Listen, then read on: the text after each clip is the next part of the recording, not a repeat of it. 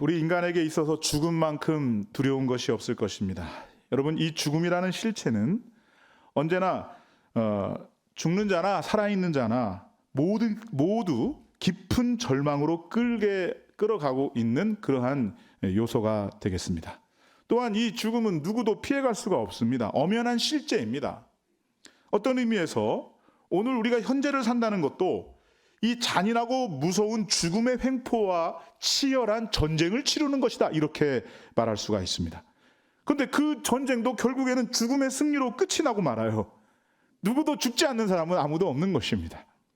분명히 이 죽음이라고 하는 것은 우리 인간들의 최대의 원수인 것이 분명합니다. 이 피할 수 없는 인간의 죽음, 여기에 인간의 피조물된 한계가 있다는 것입니다. 자, 오늘 본문은 이 나사로라고 하는 한 인물의 죽음의 사건에 대해서 말씀을 하고 있죠. 예수님이 각별히 사랑했던 그 나사로가 병을 앓더니 시름시름 앓더니 그만 고생을 하다가 죽어버렸습니다. 그의 가족들은 그 죽음 앞에서 슬픔과 절망 가운데 빠져 있는 그러한 상태인 것입니다. 자, 그리고 이 나사로는 무덤에 갇혀버렸어요. 오늘 본문은 이 나사로의 죽음을 다루면서 오늘 이 죽음 앞에 있는 인간의 보편적 한계성을 우리에게 먼저 가르쳐주고 있고요. 그래서 우리가 이런 한계, 인간이 갖고 있는 이 한계를 알고 하나님 안에서 이 문제를 극복함으로 말미암아 오늘 한 분뿐인 인생, 저와 여러분이 살아가는 인생, 정말 복되고 아름다운 영광스러운 인생을 살아가게 될 줄로 믿으시기를 주님의 이름으로 축원합니다. 그래서 먼저 오늘 이 본문이 가르쳐 주시는 그 인간의 보편적 한계성, 한계가 어디에 있는가, 그것을 먼저 살펴보는 것이 대단히 중요하리라 생각을 합니다. 한 가지씩 함께 살펴보겠는데요. 첫 번째 화면을 보시면서 함께 읽도록 하겠습니다. 시작. 죽은 자의 한계. 그렇습니다. 죽은 자의 한계가 여기에 있는 것입니다. 지금 예수님께서 베다니에 도착을 해보니 지금 이미 모든 상황이 다 끝이 났어요. 나사로는 죽어서 무덤에 갇혔어요. 이미 나흘이나 지난 상태였습니다.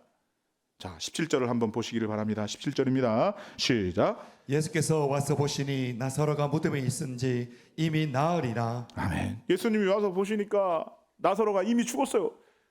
이미 나흘이나 지났어요. 여러분, 이 나사로의 죽음은 우리에게 무엇을 가르쳐주고 있습니까? 모든 것으로부터의 단절. 이 죽음이라는 것은 이 모든 세상과의 단절이다라는 사실을 가르쳐주고 있는 것입니다. 여러분, 사람이 죽고 나면 아무 일도 없습니다. 그저 무덤에 갇혀 있을 뿐인 것입니다. 아유, 난 피곤합니다. 나는 좀 힘듭니다. 죽으면 피곤할 일 없어요. 죽으면 뭐 어려울 일도 없고, 죽으면 모든 게 다 아무 일도 없어요. 그저 무덤에 갇혀 있을 뿐이라는 것입니다. 나 자신을 위하여 할 수 있는 일도 아무것도 없습니다. 여러분, 이것이 곧 죽은 자의 한계라는 것입니다. 여러분, 인간이 죽으면 그저 흙에 묻혀서 썩는 것뿐인 것입니다. 이 죽음은 모든 것의 마지막이라는 것입니다. 내가 그동안 수많은 재산을 다 모아놨건만 죽으면 다 모든 것 내려놔야 돼요. 내가 살아있을 때 대통령이었고 국회의원이었다, 나는 권력이 있었다. 여러분, 죽으면 그 모든 권력도 권세도 다 물거품이 되고 만다는 것입니다. 여러분, 이것이 죽은 자의 한계라는 것입니다. 여러분, 인간에게 있어서 이 죽은 자의 한계, 피조물됨의 한계, 이것을 먼저 알아야만이, 그래야만이 온전히 하나님을 만날 수가 있고, 이 한계를 고백하고 인정하고 만난 그 하나님 안에서 새로운 인생의 비전을 꿈꿀 수가 있다는 것이죠. 자, 두 번째 한계를 보도록 하겠습니다. 두 번째입니다. 시작. 산자의 한계. 그렇습니다. 죽은 자도 한계가 있는데 산 자도 한계가 있다는 거예요. 죽은 자만 한계가 있는 게 아니에요. 산 자에게도 한계가 있어요. 여러분, 잘 보세요. 나사로가 지금 죽었어요. 그러면 그 죽음을 보면서 살아있는 자가 취할 수 있는 방법이 무엇입니까? 본문을 한번 보도록 하겠습니다. 11장 19절입니다. 함께 있습니다. 시작. 많은 유대인들이 마르다와 마리아에게 그 오라비의 일로 위문하러 왔더니. 자, 많은 유대인들이 와서 위문하러 왔다. 할 수 있는 게 없어요. 산자가 죽은 자를 위해서 할 수 있는 게 아무것도 없어요. 여러분, 죽음 앞에서는 속수무책이에요. 그저 단지 슬퍼하는 것뿐이에요. 두려워하는 것뿐입니다. 살아있는 자들끼리 서로 조문하며 위로하는 것뿐이에요. 죽은 자를 위하여 할 수 있는 일은 단지 죽은 자를 장사하는 것밖에 없다는 것입니다.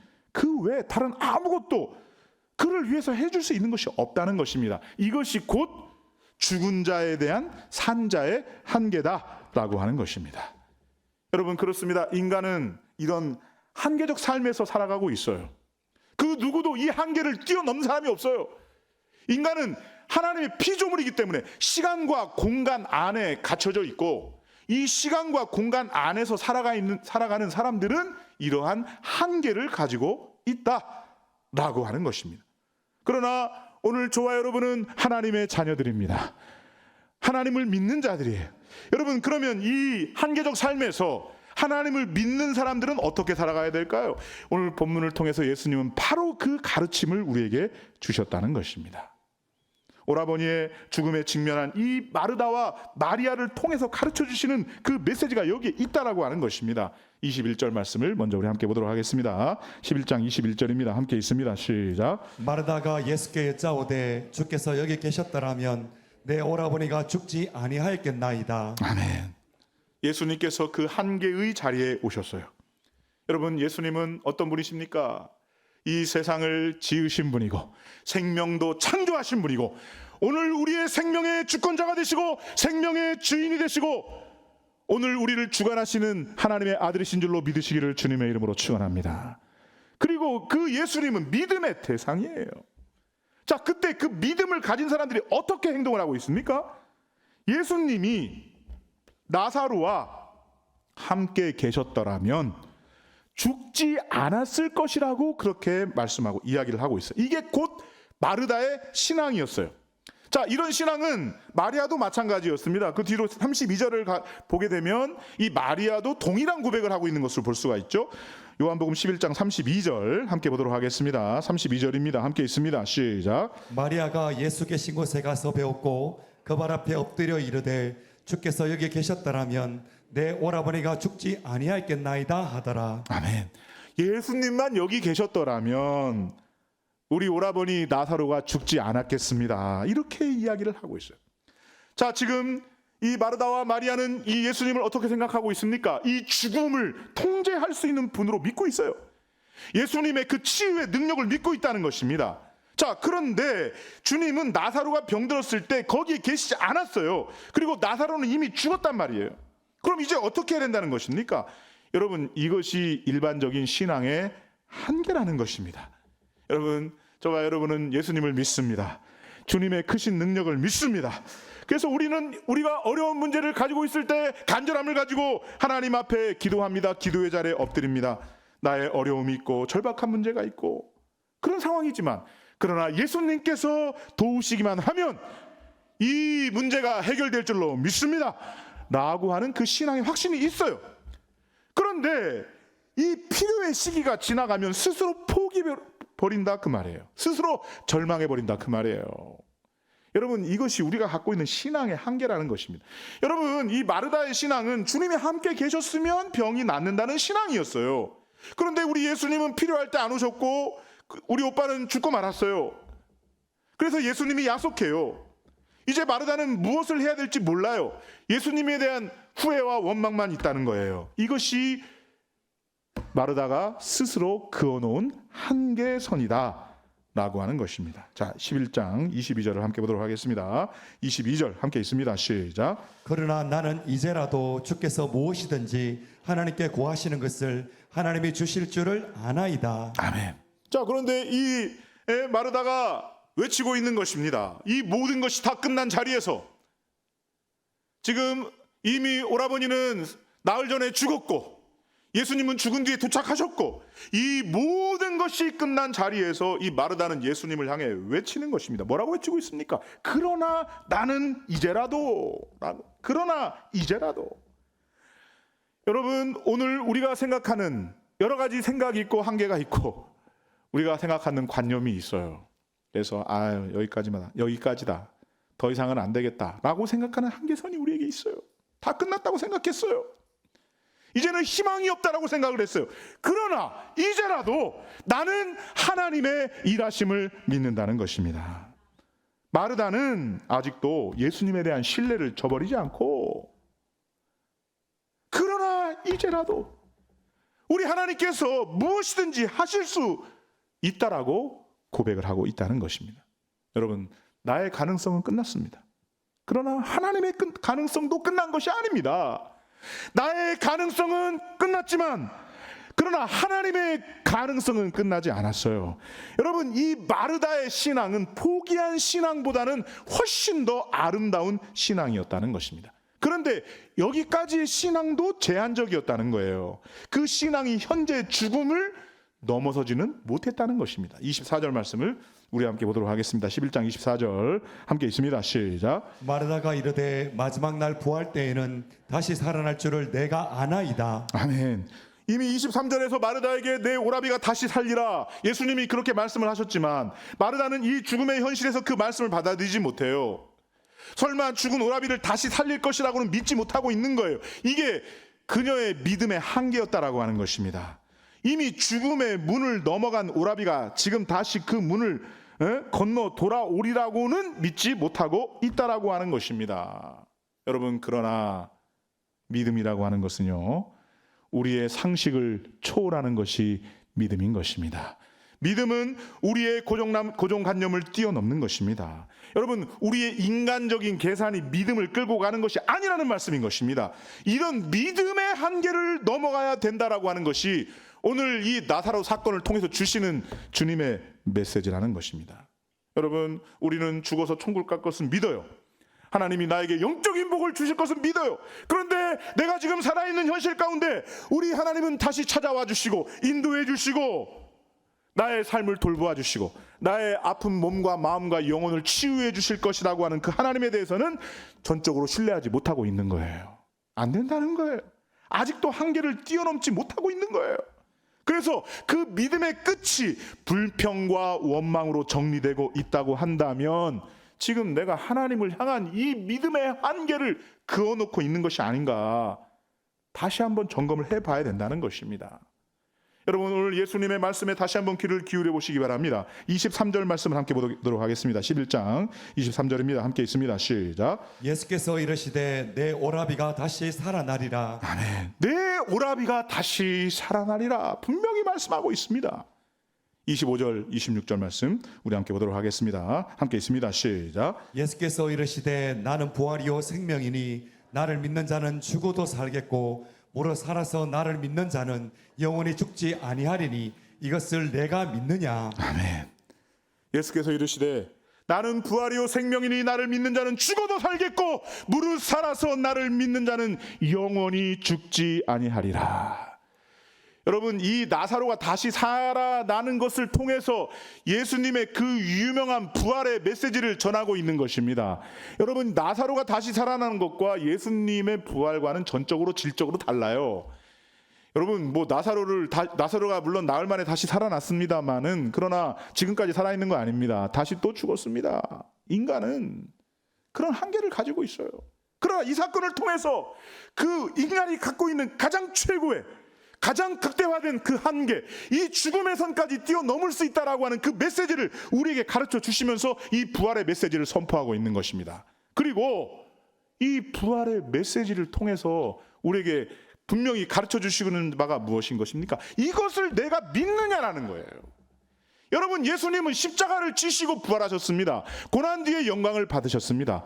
그런데 그것이 그 예수님의 역사적 사건이 내 중심, 내 심령 가운데 믿음으로 자리 잡고 있지 않으면 아무 소용이 없어요. 예수님은 부활하셨지만 난 여전히 무덤 속에 있는 것입니다. 그렇게 하면 안 된다는 것입니다. 네가 지금 그걸 믿느냐? 그걸 묻고 있는 거예요. 여러분, 오늘 현대를 살아가는 저와 여러분들에게도 오늘 예수님께서 동일하게 질문하고 계십니다. 나는 부활이요 생명이니 나를 믿는 자는 죽어도 살겠고 무릇 살아서 나를 믿는 자는 영원히 죽지 아니할 것인데 너는 이 사실을 믿느냐? 너는 지금 이것을 믿고 있느냐? 내가 믿느냐? 지금 우리를 향해서 질문하고 있는 것입니다. 여러분, 이 질문은 인간의 절대적 한계의 담벼락을 부숴버리는 엄청난 선언인 것입니다. 여러분, 예수님은 그 무엇에 의해서도 제한되지 않습니다. 그 누구의 어떤 사람에 의해서도 제한되지 않아요. 여러분, 예수님의 행하심을 가로막을 자가 아무도 없는 줄로 믿으시기를 주님의 이름으로 축원합니다. 참 신앙은 자꾸 하나님을 내 틀 안에 가두는 것이 아니에요. 가두지 마세요. 여러분, 내 편에서 절망이라 할지라도 하나님 편에서도 절망이다? 아니라는 것입니다. 내 편에서 절망이라고 해도 하나님은 절망이 아니에요. 절망을 희망으로 바꾸시는 하나님, 화가 변하여 복이 되게 하시는 하나님, 슬픔이 변하여 기쁨이 되게 하시는 하나님을 믿으시기를 주님의 이름으로 축원합니다. 여러분, 오히려 신앙이라는 것은 제한적인 나를 무제한적인 그분에게 가져가는 것이 신앙인 것입니다. 나를 그분에게 던지는 거예요. 나는 한계가 많지만 그런 한계가 없으신 그분에게 나를 던지는 것입니다. 의지하는 것입니다. 맡기는 것입니다. 그래서 예수님이 말씀하시는 바 그들이 가진 그 믿음의 한계를 넘어서라는 거예요. 여러분, 오늘 또 이 믿음의 한계를 넘어설 수 있는 저와 여러분들이 될 수 있기를 주님의 이름으로 축원합니다. 이렇게 말씀하시면서 그 믿음의 한계를 넘어서는 구체적인 말씀을 선포하고 계시는데요. 한 3가지 정도로 요약해서 보도록 하겠습니다. 어떤 명령을 하셨는지 첫 번째, 화면을 보면서 읽겠습니다. 시작. 돌을 옮겨 놓으라. 자, 그 믿음의 한계를 넘어서는 첫 번째 단계의 실천은 바로 뭐냐? 돌을 옮겨 놓으라는 거예요. 당시의 장례 문화는 나라마다 장례 문화가 달라요. 굴 속에다가 문을 딱 돌문을 이렇게 가려가지고 그렇게 장사를 지내는 것입니다. 예수님이 죽은 나사로의 무덤을 찾아갔습니다. 장사를 이미 끝내고 돌을 막아서 놓은 무덤이 그 자리에 있습니다. 예수님이 말씀하시는 바가 무엇입니까? 무덤의 문을 열으라는 것입니다. 돌을 옮겨 놓으라는 것입니다. 자, 11장 39절 말씀 한번 읽어보도록 하겠습니다. 39절입니다. 함께 있습니다. 시작. 예수께서 이르시되 돌을 옮겨 놓으라 하시니 그 죽은 자의 누이 마르다가 이르되 주여 죽은 지가 나흘이 되었음에 벌써 냄새가 나나이다. 아멘. 자, 예수님께서 지금 돌을 옮겨 놓으라고 말씀을 하고 계시죠. 돌을 옮겨 놓으라고 말씀을 하시니까 마르다가 옆에서 뭐라고 얘기하고 있습니까?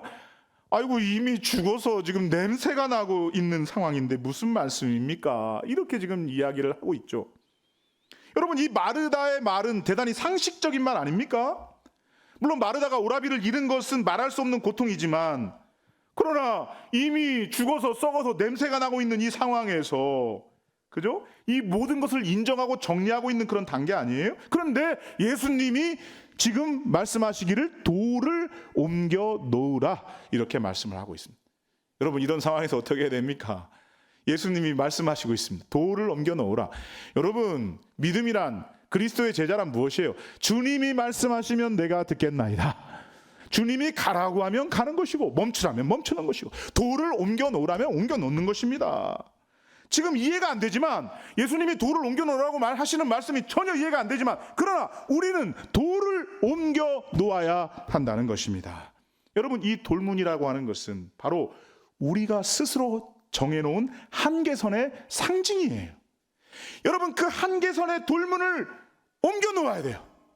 나로 하여금 이 꿈을 포기하게 만들어버린 그 돌, 부활에 대한 소망을 접고 죽음에서 모든 것을 다 끝내게 만들어버린 그 돌, 나의 믿음이 성장하는 데 있어서 걸림돌이 되는 그 돌을 옮겨야 돼요. 여러분, 지금 내가 옮겨버려야 될 돌이 있다고 한다면 주님 말씀하실 때 돌을 옮겨 놓아라, 옮길 수 있기를 주님의 이름으로 축원합니다. 여러분, 이 돌문은 지금 다시금 살아난 예수님이 살리신 나사로가 밖으로 나가야 되는 그런 상황을 가로막고 있는 걸림돌이 되는 거예요.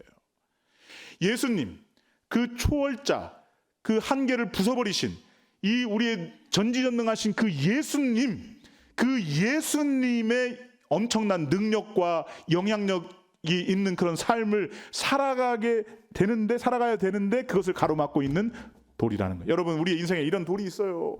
이 돌은 내가 옮겨 놓아야 되는 것입니다. 내가 그 돌문을 막고 있기 때문에 한 걸음 더 성장을 하지 못하는 거예요. 믿음의 진보가 없는 거예요. 성장이 안 되는 거예요. 기도의 깊이의 세계로 나가지 못하는 것입니다. 찬양을 부르면 부를수록 이 찬양 가운데 임하시는 영광의 하나님을 만나고 체험하고 그렇게 돼야 되는데, 이 돌 때문에 안 돼요. 돌 때문에 돌을 옮겨야 된다는 것입니다. 저는 우리 사랑하는 모든 성읍교회 성도님들이 오늘 우리를 가로막고 있는 이 돌을 옮겨 놓음으로 말미암아 하나님의 영광의 세계, 드높은 세계, 하나님이 주시고자 하는 한량없는 축복을 다 받아들일 수 있는 저와 여러분들이 될 수 있기를 주님의 이름으로 축원합니다. 두 번째를 함께 보도록 하겠습니다. 두 번째입니다. 함께 있습니다. 시작. 여호와를 믿으라. 그렇습니다. 예수님은 그 절망으로 닫아버린 돌문을 열으라고 말씀하신 뒤에 뭐라고 말씀하시느냐? 믿으면 영광을 본다라고 말씀을 하고 계셔요. 자, 11장 40절 말씀을 우리 함께 보도록 하겠습니다. 11장 40절 함께 있습니다. 시작. 예수께서 이르시되 내 말이 내가 믿으면 하나님의 영광을 보리라 하지 아니하였느냐 하시니. 아멘. 자, 이 말씀은 어떤 말씀입니까? 너는 왜 내 약속을 못 믿느냐는 말씀이에요. 여러분, 우리 하나님은 신실하신 하나님이시오, 언약의 하나님이시오, 그 약속을 반드시 지키시는 하나님이신 것을 믿으시기를 주님의 이름으로 축원합니다. 나는 그 하나님을 믿는데, 그런데 자꾸 믿기는 믿는데 상식적으로 믿는다는 거예요. 상식의 틀 안에서만 믿는다는 거예요. 세상의 통념적인 지식 안에서만 믿지 말고 내가 한 말을 온전히 붙들어라는 거예요. 너희가 믿으면 하나님의 영광을 보리라, 이렇게 말씀하고 있다는 것입니다. 여러분, 그렇습니다. 믿는다고 하면서 우리의 제한된 사고의 틀 속에서 그 하나님을 가둬놓으면 안 돼요. 여러분, 그 믿음은 언제나 제한적일 수밖에 없어요. 여러분, 이제는 예수님의 말씀을 전적으로 신뢰하시기를 바랍니다. 그러면 하늘의 영광을 보게 될 줄로 믿으시기를 주님의 이름으로 축원합니다. 성경은 그 말씀의 권능이 어떠한가를 아주 구체적으로 보여주고 있는데요. 뒤로 넘어가서 한 44절을 보도록 하겠습니다. 44절 함께 있습니다. 시작. 죽은 자가 수족을 배로 동인 채로 나오는데 그 얼굴은 수건에 사였더라. 아멘. 자, 예수님께서 죽은 나사로를 마치 산자처럼 무덤에서 불러내셨어요. 나사로야 나오너라, 나사로야 나오너라. 이 말씀 한마디에 이미 죽은 지 나흘이나 된 이 송장이 산 사람으로서 무덤문을 걸어 나왔다는 거예요. 수족을 배로 동인 채, 얼굴은 수건에 쌓인 채로 걸어 나왔어요. 여러분, 지금 이 순간은 일반적인 상식이 무너지고 있는 순간인 것입니다. 인간적인 경험이 깨어지고 있는 순간인 것입니다. 예수님의 말씀 한마디에 죽음이 더 이상 그를 묶어놓을 수 없는 그러한 상태가 된 것입니다. 여러분, 이 예수님을 믿으면 이런 영광을 보게 될 것입니다. 여러분, 문제는 나의 믿음인 거예요. 여러분, 우리 하나님은 전지전능하시고 무소부재하신 하나님, 자비하시고 사랑이 많으시고 능히 하지 못할 일이 없으신 그 하나님이신데, 문제는 그 하나님을 내가 얼마만큼 신뢰하느냐, 얼마만큼 전적으로 믿느냐, 내 한계선을 뛰어넘고 있느냐, 여기에 관건이 있다는 것입니다. 그것을 오늘 본문을 통해서 우리에게 말씀하고 있어요. 자, 세 번째 명령을 함께 보도록 하겠습니다. 세 번째입니다. 함께 있습니다. 시작. 풀어놓아 다니게 하라. 그렇습니다. 여호와를 믿으라, 믿으면 영광을 보리라, 이렇게 말씀하신 다음에 풀어놓아 다니게 하라. 44절 하반절 우리 함께 보도록 하겠습니다. 함께 있습니다. 시작. 예수께서 이르시되 풀어놓아 다니게 하라 하시니라. 아멘. 자, 예수님은 그 기적의 현장에 모인 사람들에게 뭐라고 말씀하고 있어요? 나사로를 풀어놓아 다니게 하라, 이렇게 말씀하고 있어요. 여러분, 나사로는 이제는 죽은 자가 아니라는 것입니다. 죽음의 한계는 끝이 났다는 것입니다.